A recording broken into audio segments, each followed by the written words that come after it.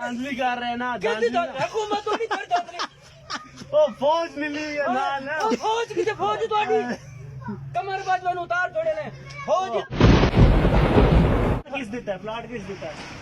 Imran Khan plot किस पैसे सरकारी पैसे आवाम ने देता है और नवाज शरीफ ने दिया था नवाज शरीफ क्रिकेट मैच खेल के उस देता है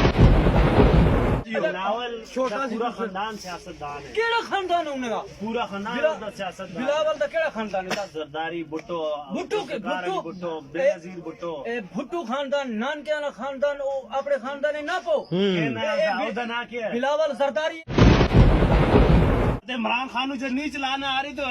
शाम महमूद नु दे देना कि तू चला क्यों वहाँ पे छलांगा मार है मेरा भाई अगर